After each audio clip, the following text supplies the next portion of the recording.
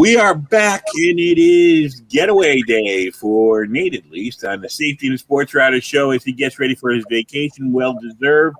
And we have a lot to talk about tonight. The summer league of basketball. We got football wall to wall after that. A lot to get to tonight, Nate. You're looking. You're gonna have to get the game done and get out of town and head out to South Carolina. That is correct, sir. It's time for me to take a couple days and recharge the old batteries. So, yeah, I'm getting ready to take a little vacation and hopefully come back better than ever. That's my goal. And big news today, Britney Spears has now gotten her life back when we were all worried about that, correct? I mean, Jesus, my God. You know what? If she needs, anybody to take over handling her finances now that her dad can't steal money from her anymore, I can be that guy. I could too, and I wouldn't steal money. All she has to do is pay me well, and I just whatever. No, I'm not going to steal shit from her. I'm just going to let her pay for my stuff. That's what I don't get with these people. And I mean, I don't get when these financial guys they get a place in the door with these billionaire talents. I mean, you look at her since the time she was, 17, 18?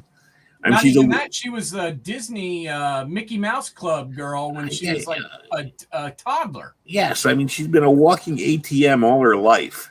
Yeah. Why would you steal from her? She pays for everything you do anyway. Exactly. I mean, why do you want to kill the golden goose? Take care of her.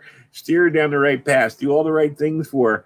And if you have any kind of brains, you can turn whatever money she gives you into more money than either of you'll ever use in your life. My saying's always been, don't kill the golden goose. Just keep picking the eggs up. Exactly. I mean, you don't want to kill that thing. You just, when it drops the golden egg, you pick it up and put it in your pocket. Exactly. And, make sure the goose is happy and she knows that you're taking care of the eggs, but by God, don't piss off the goose. And not for nothing, but I mean, when you have to have conversations or meetings with her, she's not bad to look at either. So you got that going for you, which is nice. So, I mean, there's a lot of benefits for being open and honest with her, and I just don't get it. But anyway, so she's back. We got a lot of we'll start out with the basketball tonight because we got a lot of football to get to as well.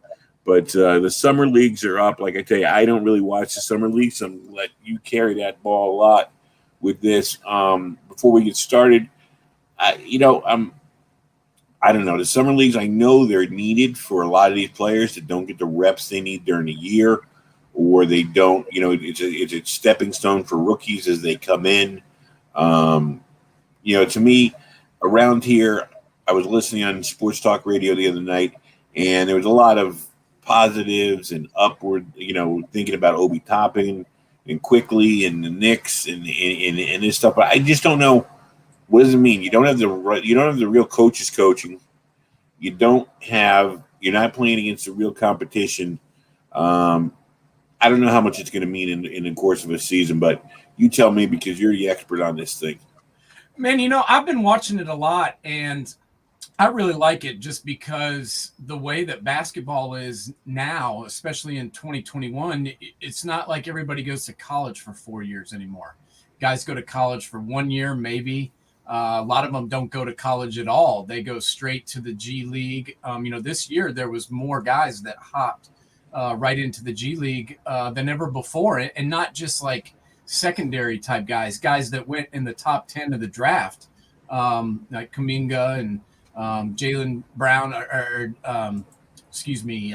not Jalen Brown, but the guy for the Rockets, Jalen Green. Okay. He was the second pick in the draft, and he didn't even go to college. So that's what I like about it is, this is a chance for me who didn't watch a ton of G League to be able to get to see these guys, and it's a good way for them to kind of gauge where their game is against guys that are actually pro basketball players. And it's also good for the teams because they kind of get a gauge on where to put guys, guys that are ready to be in the starting lineup, playing NBA basketball, and guys that need more time developing. So I think that's the main reason for it. But I've enjoyed getting to see some basketball and getting to see some of these young, exciting players. I mean, none of these big name guys are sitting out. I mean, Cade Cunningham, the number one pick in the draft, he's playing. I got to watch him on Tuesday night. It was actually kind of cool. The guy I was just mentioning, Jalen Green, faced off against Cade Cunningham as the Pistons and the Rockets, the number one team in the draft order, and the number two team squared off. And the Rockets kicked their ass. And Jalen Green looked pretty good to me. This guy he played like 30 minutes in the game, scored 25 points, and showed his athleticism. Was pretty impressive. I was also very impressed with Christopher, the other guard. He only played like 20 minutes, but he had 15 points. And Cade Cunningham was impressive too. I mean, he had I think he finished with 20 points and like 3 or 4 assists and 4 rebounds. I mean, he had a decent game, but it's been kind of cool to see guys, show up and guys take charge and take this seriously. It's been kind of cool to watch. Well, I mean, for the back to the Knicks, I mean, it's nice to hear they say Quickly's been showing his leadership qualities. He's got a chance this year to learn under Kemba and to learn under Rose. We know Ntilikina is gone, so he will not be in the rotation. So it means that Quickly will be used. And they said what they're seeing with Quickly is he's actually better playing both the guard positions. He's qualified to play both the guard positions. He's not just a pure point guard. So you basically got 2 guys that can do that in Rose, and Kemba can be your number 1 point guard. But both those guys can slide over and give Kemba some time on the bench, which is good to see. I want to get some good scouting reports on Obi Toppin. I thought that he was a kind of an abbreviated season for him because he spent a lot of time in the doghouse, seemingly on the bench, didn't get a lot of chances because the Knicks were in it. And maybe if the Knicks weren't in it, they would have developed him more, but they were actually playing for the playoffs, and they had too many question marks out there where they couldn't afford to give him time to develop over a couple of games. So it'll be nice to hear what he has to come around and say and do this summer. But like I said, it's not something that stirs me right now because come fall, we'll see what the rosters look like and who these guys are going to be up and down with it. So I'm more into the baseball. Both those guys from the Knicks are, those are 2 of my top guys so far in the summer league. I mean, they've only played 3 games, but Quickly has averaged 24 points, and been able to score. But like you said, he's also been able to slide over and play some point. He's averaged almost 8 assists. So as you mentioned, I couldn't agree with you more. You've got Quickly, you've got Derrick Rose, and you've got Kemba Walker. All 3 of those guys can play the 1 or the 2, depending on who's in there. And with 2 of those guys being older fellas, and Derrick Rose and Kemba Walker, whoever's got the hot hand or whoever's healthy enough to play, that's who you ride with. But Toppin has looked good too. He's averaged 21 points a game in the 3 contests that he's played in. He's also been rebounding the ball well. He's averaged almost 10 rebounds. So 20 and 10 is pretty good against this competition. So 2 guys from the Knicks that have looked really good. Yeah, and like you said, Quickly was somebody who was an afterthought in the draft, I think, and really has become a good story for the Knicks. So we'll see what happens. Anybody else, any of the other teams show up for you that you were excited by? Yeah, the one guy that I was talking about a minute ago who played in the G League, Jonathan Kuminga, who was a top 5 pick. He's really shown up so far. I've been really impressed with him. Like I said, I didn't get a chance to see a whole lot of him just because he went straight to the G League, and they don't really televise that stuff here in Knox Vegas. So it's kind of tough. But he's averaged 18 points or had 18 points in the game that he played and looked pretty good. I'd like to see more of him, but what I've seen so far has looked pretty solid. But, in the games that I've watched the most of, which is the Vegas League, I've been impressed with Patrick Williams, who's a guy I didn't know a ton about. He's from Florida State, so it's not like he came out of nowhere. But he's just a dude that I didn't really – I don't know. I just thought he was kind of overdrafted, and I couldn't have been more wrong. This is a guy that scored 31 points the game that I watched the other night when the Bulls were playing – I can't remember. I think it was the Spurs, and they hit a 3 at the buzzer to win, and Patrick Williams had 30 points and 7 rebounds. So I've been very impressed with Patrick. I think he's going to be a really good player, and I think he may crack the starting rotation for them. If not, he'll be their first guy off the bench. But he's looked good. I've been very impressed with Manute Bol's son, who Bol. Yeah, he was a rookie last year and didn't really get to play a whole lot. But in 2 games so far, he's averaged 24 points a game. Also averaged almost 5 rebounds, or about 7 rebounds. So, he's looked good. Jalen Green, as already mentioned, he's looked good. Trey Jones, who's a guy who came out of Duke, Tyus Jones' little brother. I can already tell you he's better than his brother is, because he's averaged 24 points a game and almost 7 assists. So this is an upgrade over Big Bro. Really like his game and looked good so far. Tyrese Maxey, another guy who played with Quickly at Kentucky, who flew under the radars, looked really good. Jalen Suggs, out of Gonzaga, he's played well so far.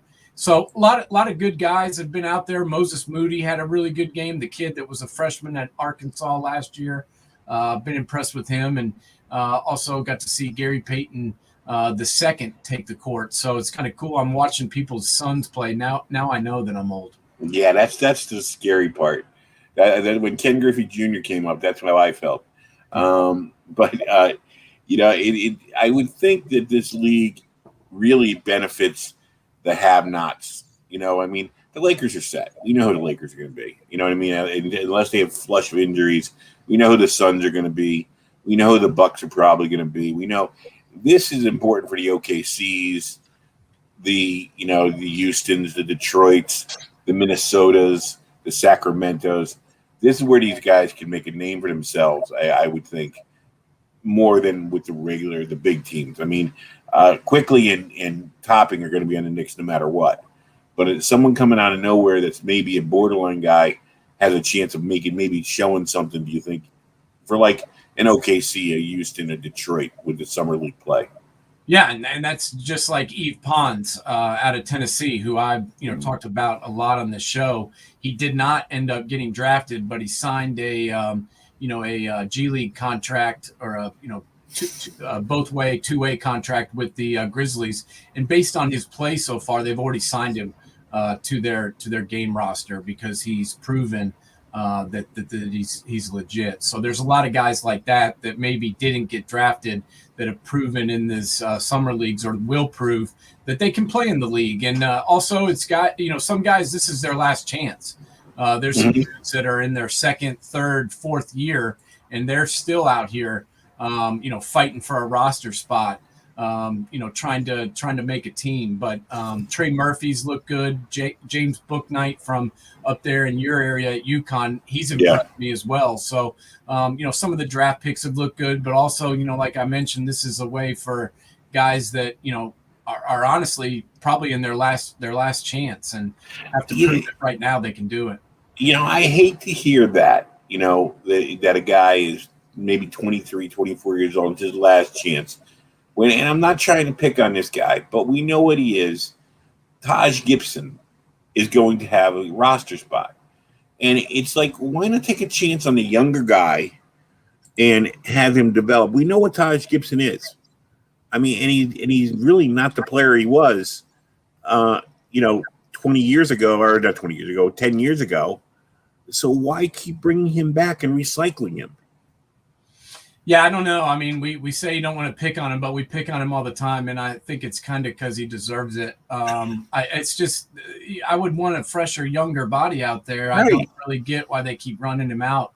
I don't understand it. But, yeah, I look at this summer league, and I see so many athletic guys that are just ready to take the next step. And, I could see 5 or 6 dudes that could probably do as much as him right now. Especially when his main job is to come in 10, 15 minutes, be a body, grab some rebounds, maybe get you 5, 10 points at most. There's got to be a young guy that can do that.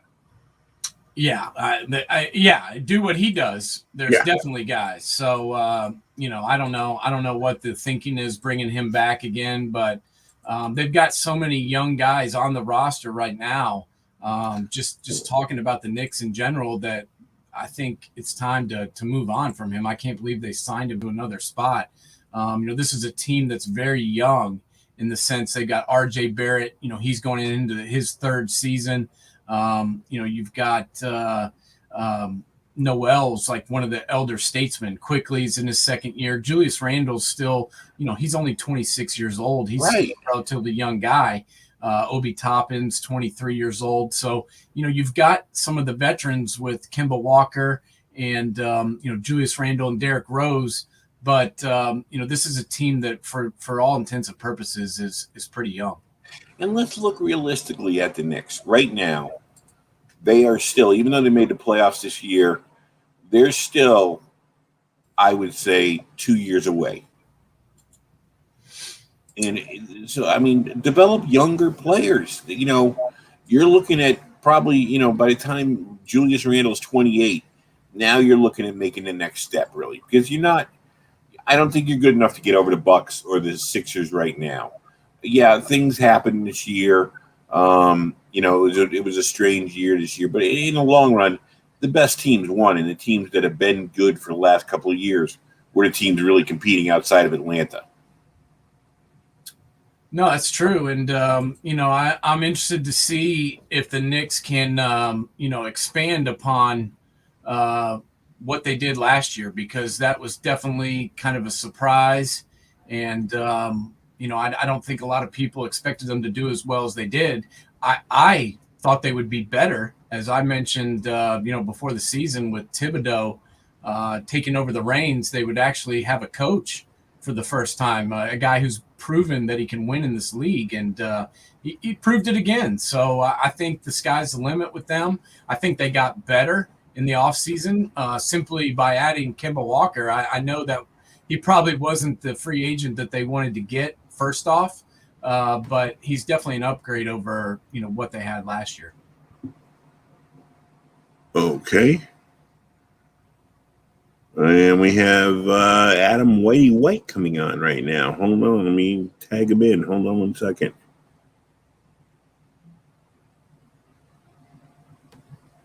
What's up, dude? Oh, you look like you have a halo. Hey, well, the sun shines in a dog's behind every once in a while. I was right before you guys put me on here. I was just taking a tongue lashing from my good wife to clean up my office out here. And I didn't know if you guys could see me or not. And she came in and I turned the camera around to put it on her. She's like, throw this away, get this stuff cleaned up. You're a mess. And do this. And she's right. And I was like, okay. I'm glad she can't see my office. My God. She'd kill all of us. If you could see mine, it's yours looks neat, Nate. Come on, you're all dressed up. It's chock full of stuff, that's for sure. A lot of it needs to be sold so I can pay for gas, but whatever. I'm just trying to hide the stuff behind me and the T-shirt that I have on. We have chickens now, and I've got just like, you can see there's like yellow dirt on my shirt. That has a lot to do with sports, obviously. The T-shirt. Make sure you have the right one on to speak about sports, and that's usually where you start out from. So the guys, when they make it big time, they usually bring this back with them, like the guys who wear the jock straps and stuff and never wash them because they think flies are lucky, moving. No, that's true. That's a true story. And, that's what we got going on. We got football getting ready to start back up, and you live in Buckeye country, do you not? Yes, I do. I am very, very close. I'm just on the edge of, I'm in Delaware, just right close to Columbus, right there. Man, you never left, did you? You just set up roots and set up shop in town. I married a townie and then moved right over here. There's nothing wrong with that. No, not at all. I don't know if you heard this, but the guy is starting practice on Thursday who skipped his high school senior year, the number one player in the country, and he's now going to be competing for the starting quarterback job at Ohio State. I wanted to get your opinion on what do you think about that? So he completed his junior year and then jumped to it reminds me a little bit almost of like LeBron James. I mean, not just a little, only like skipping college and going straight to the NBA. But how big is this kid? He's a big kid, man. I mean, he's a quarterback, so he's not like a lineman, but this is a kid who's 6'3", 6'4", 215 pounds. I mean, he's definitely big enough to play. It's just, is this where we're going? We're gonna, all of a sudden now you're gonna skip your senior year of high school because he basically did it to get paid is what it's come down. You're not allowed to make money while you're still in high school under Texas law. So he automatically graduated early, which a lot of guys are doing now. They're graduating in December and enrolling in January. Well, this guy graduated now and I guess went to summer school. Hell, I don't know. Maybe they just gave him the credits for being good at football. I'm not sure, but he's skipping his senior season and moving on. I think, just my personal opinion, I think you robbed the kid of his innocence, taking him out, of high school, just like stuff people were arguing about in the school system of teaching them stuff early and stuff like that. Like the whole thing, I would rather have, if I had the choice, and if I was this kid, I would have rather have myself finished out high school and get my years there, because you can never go back to those days. And everybody on this earth always goes like, well, 20 years ago when I was in high school, and so like, well, you only had 3 years. You didn't get the 4th year. Like, and I don't think that they're like mentally capable at that time, emotionally capable to understand what is going on.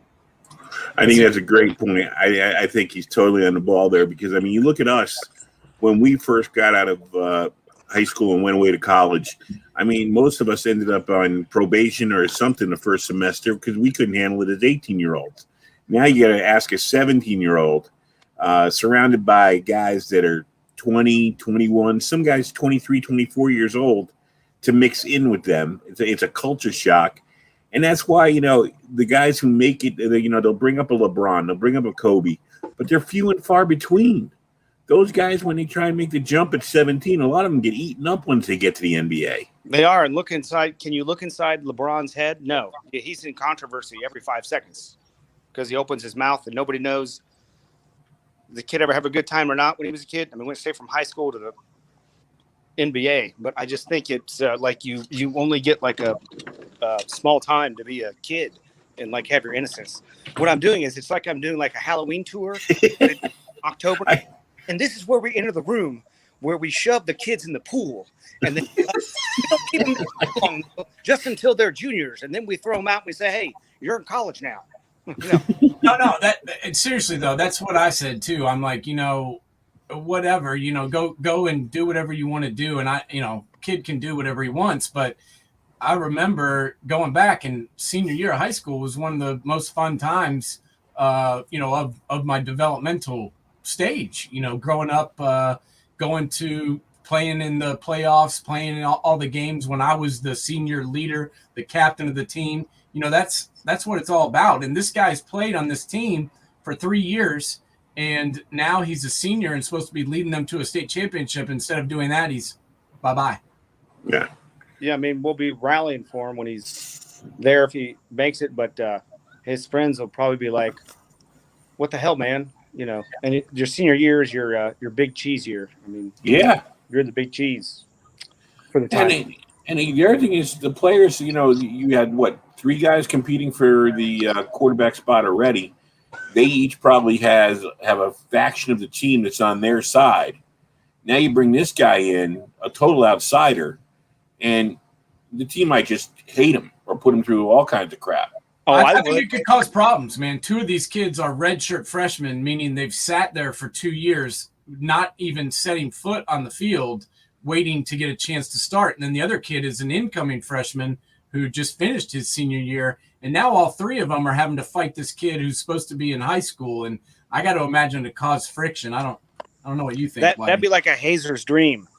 I would dream of that. Be like, oh, hey, yeah, come on in. Here, look, here's your locker right here. It's in the toilet room, like that kind of thing. Like, no, that's what I said. I was like, I hope the seniors at least hold him down and shave his mullet, because this is a Texas kid that actually kind of looks like you, honestly. But he's got instead of just the flowing fluff up top, he's also got the blonde mullet in the back. So it would be like down here.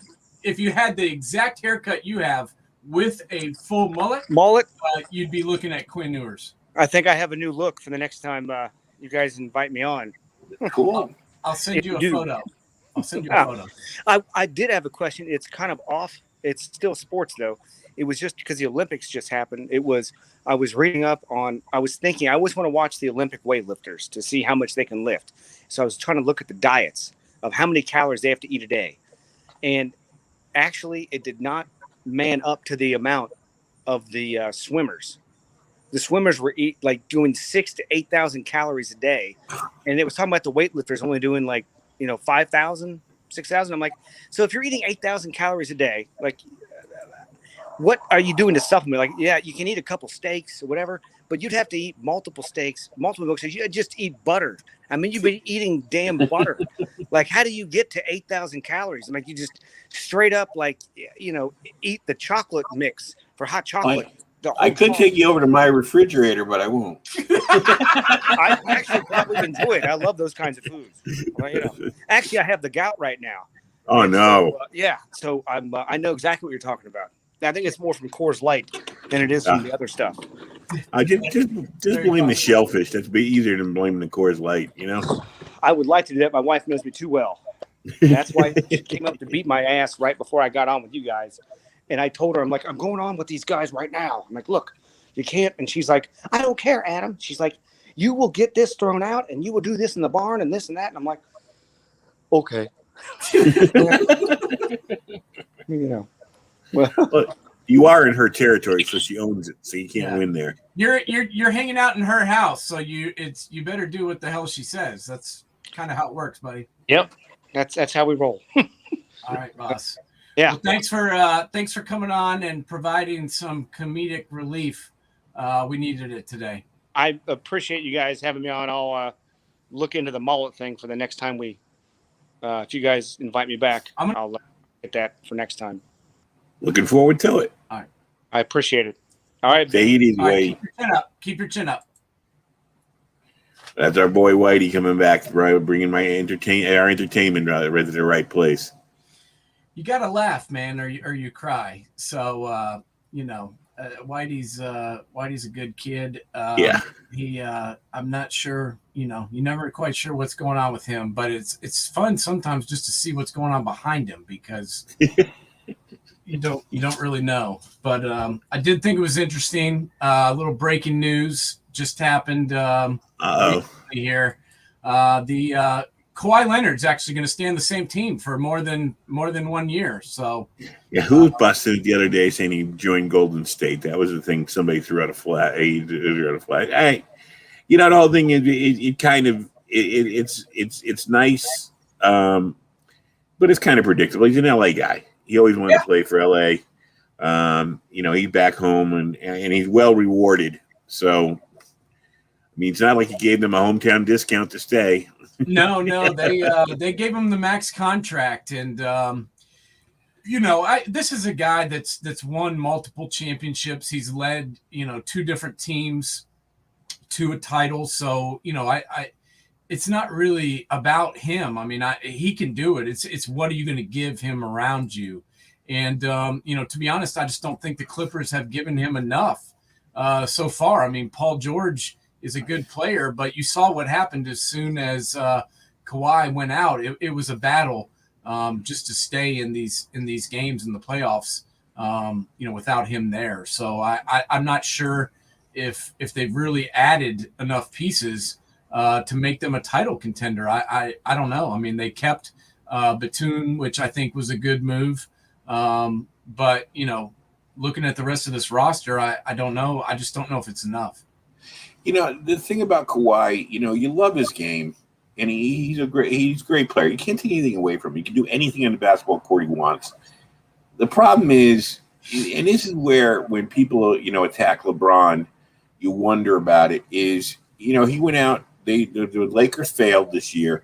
What's he been doing? He's been putting a team because he is the GM of that team. Yeah, he's been putting a team together that can compete for a championship next year. When he went to Cleveland, he brought players. When he went to Miami, he went and joined. The whole thing is he's about winning, and there's no two ways about it. Where's Kawhi doing it? It's what drove me crazy when all the Knicks fans around here got crazy about, Carmelo's coming to town the first time. And they were like, and everybody's going to want to come play with him. And what did we see? Nobody wanted to come play with him. And you know what? He didn't care. He just wanted his second max contract. He could care less if the Knicks won or lost. I don't want to say it's all his fault what happened. I mean, Phil Jackson was a ridiculous signing. Everything that went on around that team. But the centerpiece of that is they gave up how many players to bring him here and help him get his first max contract. Then he forces him to sign him another max contract. And all we heard, everybody's going to want to come play. They're all Carmelo's best friends. They're all going to want to come play with Carmelo and win in New York City and bring championship back to the Mecca of that.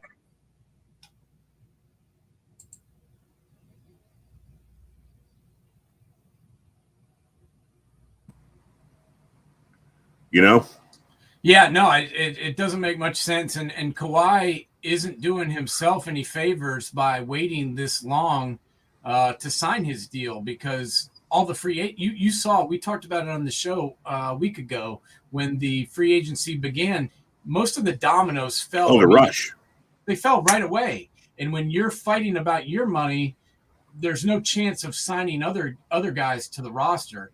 So I think he did himself and his team a disservice by, I don't know what he was doing. I mean, I'm sure the offer that he just signed was on the table from the beginning. So who knows? Yeah, I mean, I'm sure if it wasn't on the table, he could have sat there and said, save enough. I'm going to want big money, but I will go out and recruit. I'll get some players for us. Well, why didn't they do an extension like before the season ended is my question. If he knew that he wanted to stay in LA and wanted to be a Clipper, why not do an extension before the year? And then, it lets your GM, it lets your coach, it lets your front office go out and recruit players to the team. I guess they think they're close enough where these, Keon Johnson and their rookies are going to get them over the hump. But like I said, I don't see it. I hate to use the analogy, but it's kind of like, even though, I hate the team, it's kind of why the Yankees are the Yankees. The Lakers are the Lakers because the Lakers are the Lakers. The Yankees are the Yankees because the Yankees are the Yankees. The Mets and the Clippers will always be second to those teams because they don't do the things they should do to make sure they can leapfrog over these other guys. You know what I mean? It's that kind of a partnership there in town in LA in basketball and in Major League Baseball in New York City. Yeah, well, like you said, I mean, everybody can hate LeBron or love him, whatever it may be, but you saw what the Lakers did. I mean, he worked with Rob Pelinka, and they went out and they rebuilt this roster, and they tried everything they could do to make it better. And they brought Carmelo in, and they brought Russell Westbrook in, and they brought in a whole new roster. And that's what you got to do in this league. If you fall short, you need to make changes, and you need to make your team better. And I'm just not sure the Clippers are any better than they were last year. Not at all. I don't see it at all. And, you're going to have Paul George. Paul George showed us a lot in the playoffs. Kawhi, maybe if he was healthy, would have been a different outcome. We don't know. But right now, it's the same team. And like you said, the Lakers have improved. Utah's not going away. Denver's not going away. The Suns already got a taste of the championship being there. So, I mean, we'll see what happens. Yeah, no, it's going to be interesting. But, that's kind of what, I keep thinking about with Kawhi is he didn't even play, with his teammates there. And, I don't know the extent of his injury, but I just thought it was very telling when you had all these guys playing hurt. You had, LeBron out there limping around Obviously not 100%. I mean, he couldn't elevate like he usually does. He wasn't playing his normal power game because he just couldn't do it. But he still was out there trying. He wasn't sitting up in a luxury box by himself, and that rubbed me I've brought it up before. But I know that rubbed me the wrong way, man. I don't, it's hard to say how bad he was hurt, but it wasn't a good look.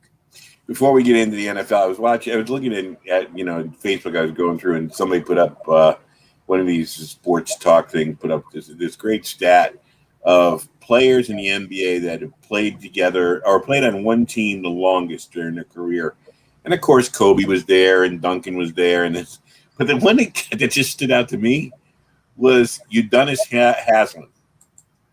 I'm like, he'd been on Miami his whole career.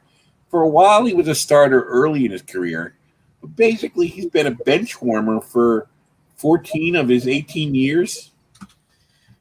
Yeah, I mean, he was good at I loved him in Florida. Coach. He was more like a player coach the last like 6 or 7 years. Going back to 2015, he only played in 37 games. I mean, I loved him in Florida, but it just kind of struck me that a guy that, was on one team for 18 years. I mean, usually they're like, well-traveled if they are a starter, if they're not Kobe, if they're not Duncan, if they're not somebody like that. In the NBA, you travel to a lot of teams, but he stuck it out and stayed in. I guess it's the old joke. He never asked for so much money that Miami didn't see was worth it and needed to trade him, and he made enough money to live well in Miami. Well, no, I really do believe, they like Udonis Haslem. They like him as a person, even more so, I think, than they do as a player. And, he's been on the roster, like I mentioned, since, let's say 2016 on. He's never played more than 16 games in the last 5 years, but he's been there more as a mentor. He's been there more as a guy that's, kind of like a player coach is how I look at him, because he's really been there to kind of bring along Bam Adebayo and kind of mold him into how to be a pro. And you know what? It's worked. Yeah, true. Yeah, so that worked out well. We're going to go on to the NFL now, and I think we're going to touch on who we think are going to be breakout guys this year. Yeah. First off, we got, a little bit of action going on tonight. The games have already kicked off, honestly, right now. The Washington football team, you like that? I called it. Yeah. They're facing off against the Patriots tonight. So that should be kind of interesting to see, whether or not Mac Jones gets to play and whether or not Cam actually takes the field and what that looks like, because this ain't your daddy's Patriots, man. This is a brand new Patriots team with a lot of talent on it, and I'm interested to see what it looks like. And then also the battle of PA with the Steelers and the Eagles taking on each other this evening as well. So should be kind of cool getting to watch our first action in the preseason as those two games kick off tonight. Very interesting article I was reading today about Ryan Fitzpatrick, and it kind of shocked me a little bit because he came out very critical of the decision to go to Tua last year, first of all, and to not bring him back. And it just struck me that's not been his way of doing things throughout his career. I think he thought he had a long-term answer down in Miami, and I think he looked at Miami as an up-and-coming team that he could maybe get a playoff run out of. And I think this one, over all the other places he's played, bothered him more than anything else, because usually he gets out of town before the team kind of turns the corner, and he looked at what they've got going down in Miami and was a little bit upset. I don't blame him. And I talked about this at the time that they made the move. I didn't really understand the timing of it. He was winning games. He was playing probably his best football in his career, and the Dolphins were overachieving. So why it was like they had to see how fast they could get Tua out there. And it's like, I've never seen a situation where a rookie quarterback has been harmed by sitting in the wings and learning from a respected pro like Ryan Fitzpatrick. I think it would have behooved both these guys if Ryan had kept playing. And I think it just proved itself when you saw later on in the season how, the Dolphins went back to Fitzpatrick in some of those games that Tua started. They went back to Fitzpatrick to close them out. So, and that's a good segue to this next segment, because Tua is probably the number one player as one of the guys that needs to break out in his second year in 2021. But a scouting report I read I guess they had a combined scrimmage yesterday with Chicago. I heard Justin Fields outplayed him. They said Tua looked good. He had a couple of good runs, threw a couple of good touchdown passes, but he threw one or two interceptions, and he underthrew one of his receivers badly on a play where he had to come back and make a great catch. But they said Justin Fields looked awesome compared to Tua, which is, even though Tua maybe looked good, that's not good news when the kid just got off the campus outplays you in the scrimmage. Yeah, and Fields passed for 3 touchdowns and also ran for another touchdown. So he was responsible for 4 touchdowns in this brief scrimmage. So it doesn't surprise me at all. I've mentioned from the beginning that I thought that Justin Fields was the number 2 quarterback in this draft. Honestly, I didn't think he was that far behind Mr. Lawrence, to be honest.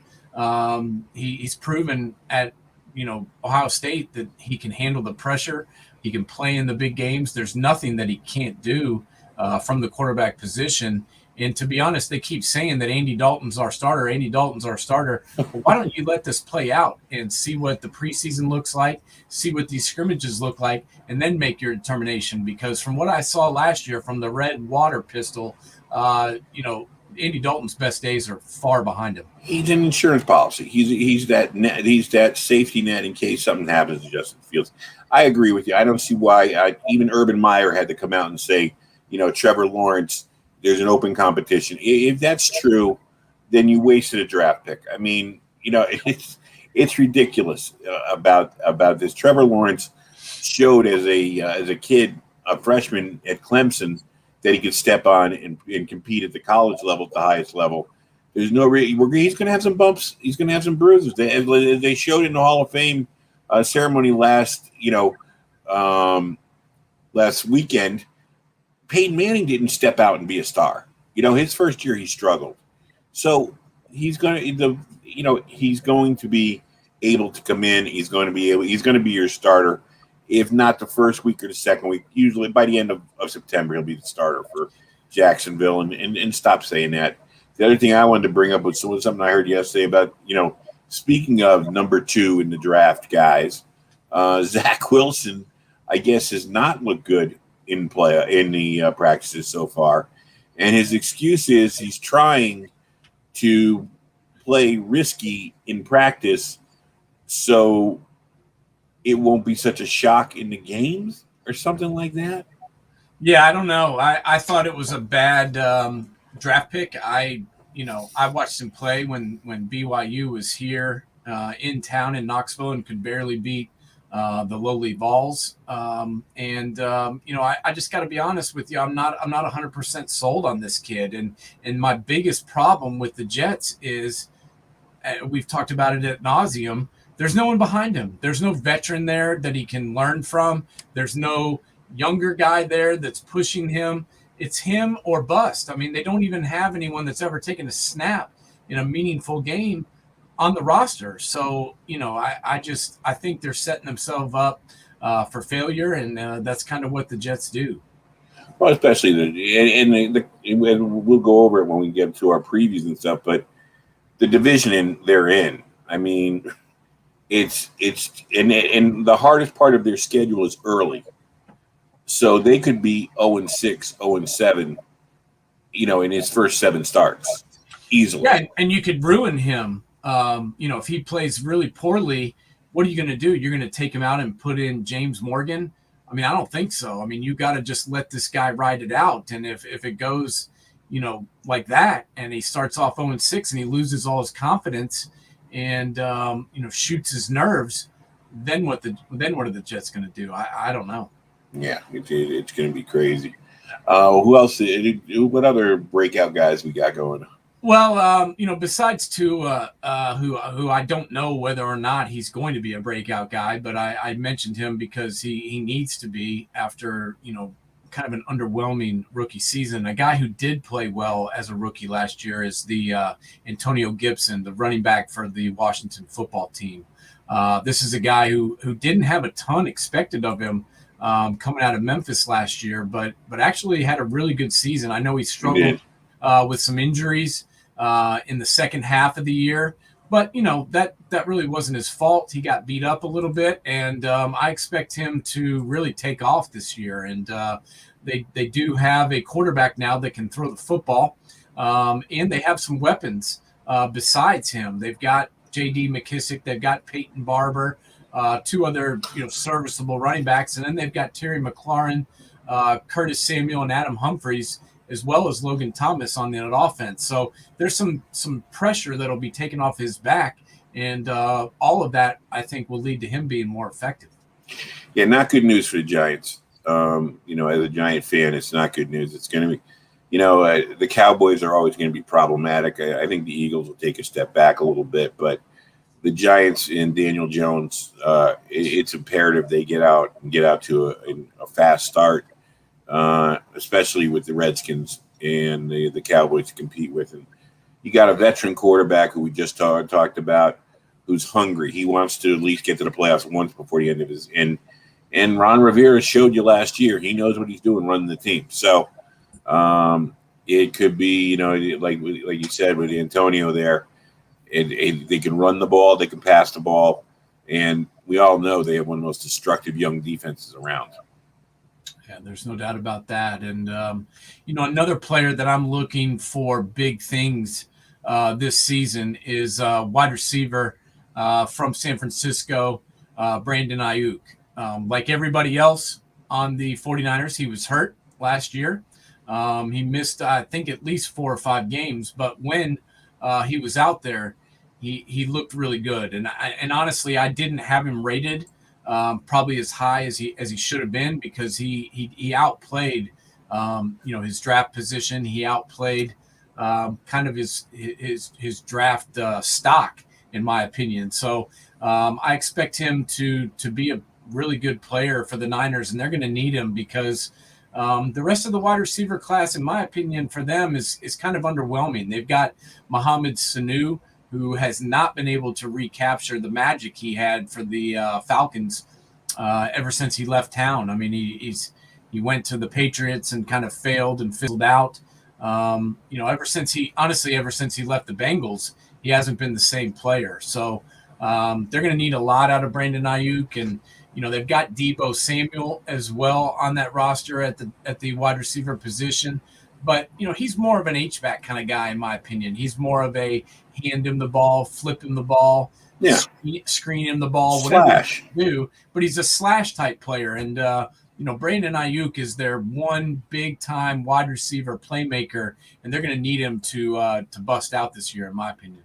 But how much is he going to be held back because of this seemingly created quarterback controversy? I mean, I think, the 49ers are kind of treading towards having a kind of a crappy season in a way. The more I listen to, it's coming out, it's Jimmy G's job. Then why did you get Trey Lance?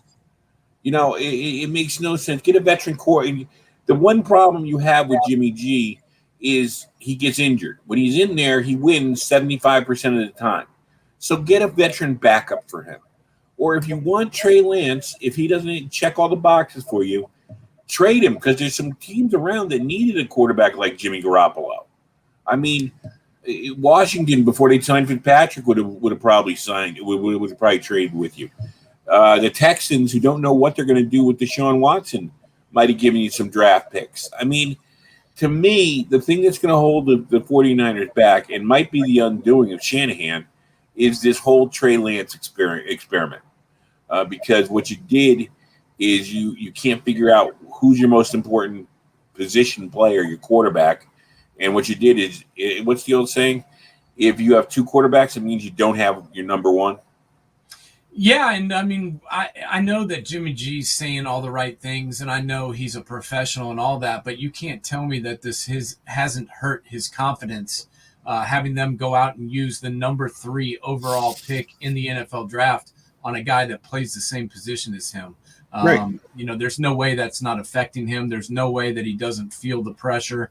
It's not like the guy didn't have enough pressure already to get them back to the Super Bowl after, the injury-riddled season last year. But now he's got this guy right behind him, and instead of helping the team by, getting him another weapon, this is why I was saying they need such a big year out of Brandon Nyuk. They used their top draft pick on a guy that, on a position they already have filled with Trey Lance. And I didn't understand that pick. I still don't understand it. I don't think that Trey Lance, regardless of what they're saying out there, he may look good in practice, but I don't see him being ready to start opening day. I guess the whole thing is we've seen nothing against the college, but I mean, Carson Wentz came out, he showed flashes, and has been stepping back ever since. Who's the guy? Stick, the guy who replaced him. He's a backup in with the Chargers for 3 years. Now you got this guy who hasn't played football in a year. Yeah. I don't know. He check. I get. I don't know. Be careful when you get these guys that seemingly have all those check all the boxes physically and everything else. I mean, maybe he'll turn out to be better. Maybe he'll turn out to be the next great thing. But I just think that you don't self-induce a quarterback controversy with a guy who's taking you to the Super Bowl already. At least you do. If you're going to do that, do what the Rams did. Get rid of him. Get him out of town. There's no controversy. It's not like he played like garbage last year. When he was healthy, he played very well and looked very good at times. I know he, when he tried to come back from injury, he had that one first half where it didn't look good, but he was hurt. When he's been healthy, he's played very well, and either move on from him or, leave him as your starter. And like you said, get a veteran backup. Their problem last year was they lost half their damn team. Right. It wasn't like they just went to their backups and couldn't win. They were still winning and very competitive when they had most of their roster. But when they moved to their second, third quarterback and had nobody else healthy, that's when they started having problems. For sure. Next up, I've got Jerry Judy, wide receiver out of Alabama. A lot of things expected of him. Drafted 15th overall in the 2020 draft. Not a horrible rookie season. I mean, he played in 14 games. He caught 52 balls for 856 yards, but only 3 touchdowns. And, I just think more was expected of him. Now, was that a product of him, or was that a product of the instability at the quarterback position? I think it was a little bit of both. I think they need to pick a starter. I think they will. I think they're going to either go with Teddy or they're going to roll with, Drew Lock. They're going to decide and go with it, and they're going to ride the hot hand. And Jerry Judy's going to have to play better. We've seen it time and time again in this league. It's hard to be a rookie wide receiver, and it's not just running past everybody like you do in college. You have to know what to do based on what type of defense is out there. You have to know who it is that's covering you and what his strengths and weaknesses are. And it's a lot more of a mental ball game. And that's what Judy needs to get better at. But I could see this guy busting out this year because he's got all the tools. Well, I think if Teddy Bridgewater's his quarterback, he will bust out. I still have my doubts about Drew Lock. I think he has a little maturity problem, which showed up a little bit last year. I think Teddy has shown when he's on a team and he's healthy, he knows how to be a serviceable quarterback. And with the weapons he's got in Denver, I think he'll definitely get the ball to Judy in space, and he knows how to throw him open. That's the one thing that the quarterback's got to learn to do in the pros: throw the guy open. So, yeah, no doubt. And one other guy that I really, really like, and I see this guy busting out this year, is Alex Highsmith, defensive end edge player for the Pittsburgh Steelers. I mean, who the hell is a breakout player? Whoever is playing edge rusher for the Steelers every year. I know they moved on from Bud Dupree, but let's be honest, Bud Dupree was out, at an important point in the time last year with his injury, and Alex Highsmith proved that he can get it done, and that's why they didn't bring, Bud Dupree back. They believe Alex Highsmith can do it, and so do I after watching him play. A guy that wasn't that highly touted coming out of Charlotte, but he's proved that he can do it. He's proved that he's got all the moves, and he looks. I mean, you just look at him; he looks like a Steeler pass rusher. And don't forget, he's got T.J. Watt on the opposite side of him, so he's going to see a lot of single coverage.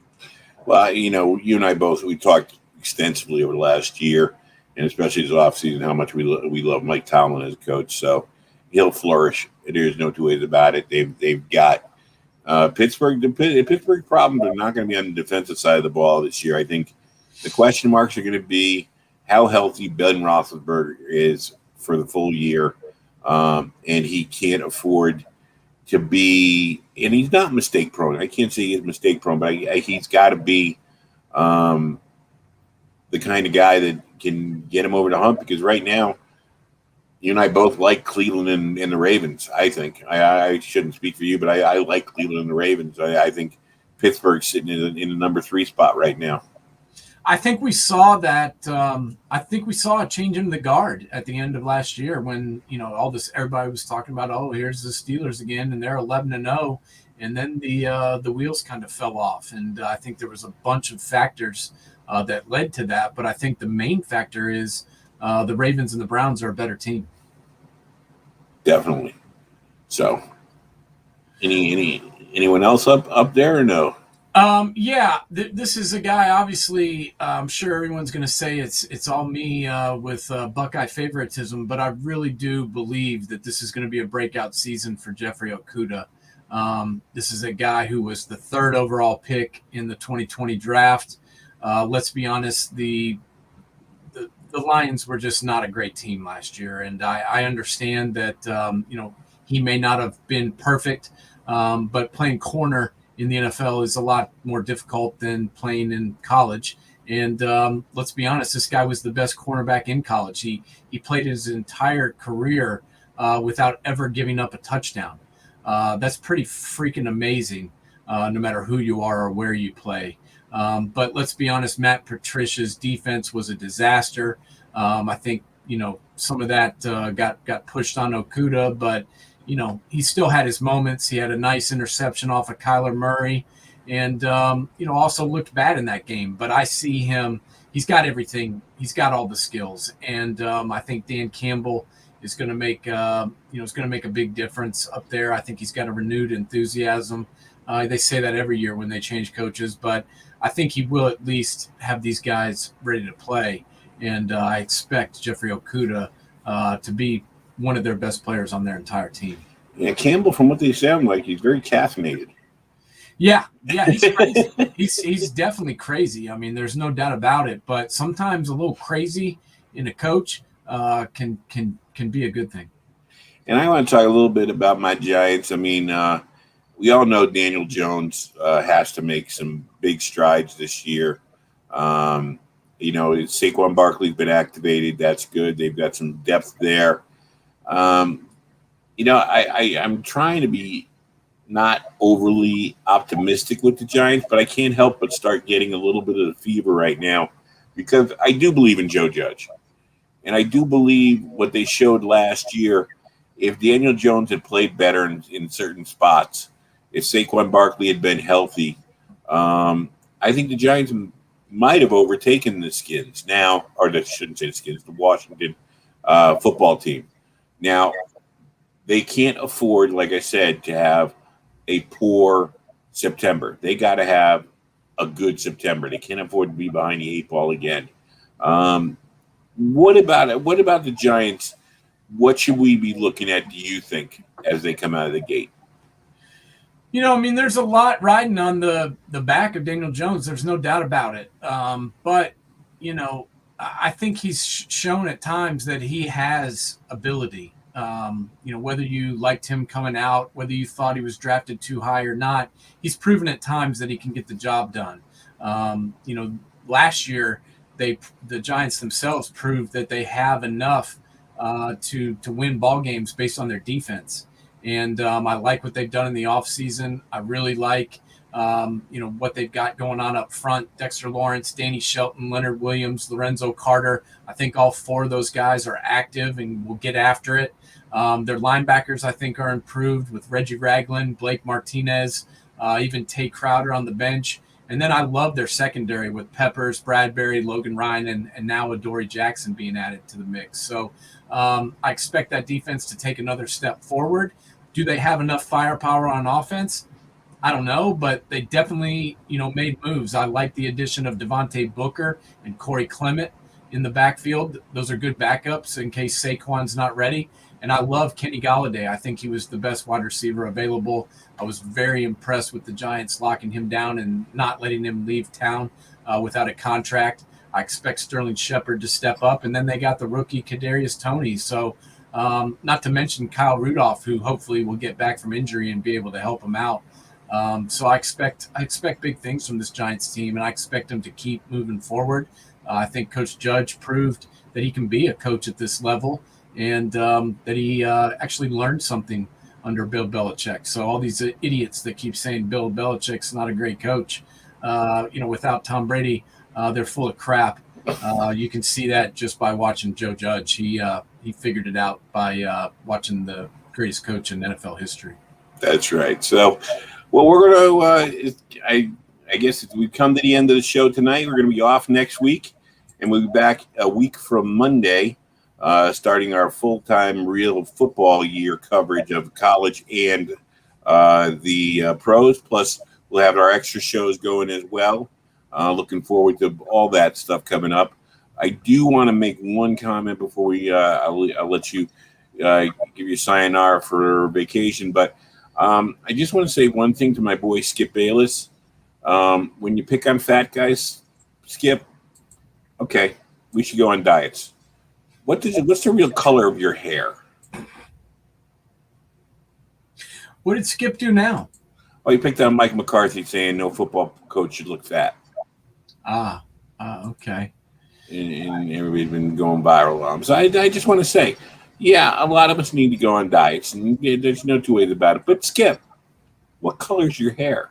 Who likes Skip is my question, because Skip makes a lot of money acting like an idiot and gets paid a lot of money. Somebody out there has to like him, but I've just never met anyone who actually does. And he's one of those guys, he's got a shtick, he sticks to it, and basically that's what he does. So okay, it makes him money, so what can we say about that? Anyways, where are you going in South Carolina? I'm heading down to my favorite place in the world, which is Charleston area. Nice. The Isle of Palms. I will be down there, and I don't like saying that out loud, really, because I don't want people to flock there. I like it because it's pretty nice and quiet this time of year, and I'm looking forward to recharging the old batteries. All right. You and your family enjoy. We'll be looking forward when we get back, like I said, a week from Monday, and we'll be wall-to-wall football. Can't wait. I'm looking for. I'm starting to get the itch. I told you. Today, for some reason, I looked up 16 days till we have our first college game. A little bit over a week after that, or less than a week after that, we get our first football or pro football game. And I think we're going to have it. I think this is a year, last year, COVID, we had football. Maybe it's like football light, if you want to say it, like a light beer. This time we're going to get the full flavor of it, and I can't wait. Yeah, we got football going on right now. The Eagles are up 3-0 on the Pittsburgh Steelers, and my boy Jalen Hurts is playing quarterback. Benny Roethlisberger sitting this one out. But I like Jalen Hurts, and I believe in him regardless of what anybody else says. This guy's a winner. He's won at Alabama. He won at Oklahoma. He played well when he got a chance last year and made Carson Wentz look like an afterthought. And, everyone's talking about trading for Deshaun Watson. How about respecting the guy that you have and give him a little love, because this guy is a winner and he can play football. So I expect Jalen Hurts to do some good things. I don't know what kind of team they really have around him, but we'll find out. All right. Have a good week, my friend. I'll be in touch during the week. Everybody have a great week, and we will be back a week from Monday. Take it easy. Adios, buddy.